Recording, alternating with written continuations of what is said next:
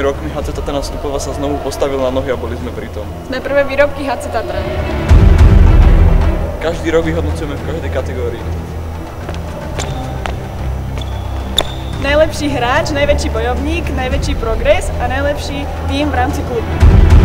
Keďže za tých 7 rokov je nás cez 250 aktívnych hráčov v klube, presúvame sa do haly, aby sa každý zmestil. nezabúdajte, že v sobotu 17.1.2015 o 17:30 v hale v parku bude slávnostné vyhodnotenie klubu. bude tá najväčšia party na mieste, kde sme vyrastali. Do predaja ide 300 lístkov. Lístky kúpiš v predpredaji v Mimašporte v Maste. Deti za 5 A ja som deťar. Áno si. Super!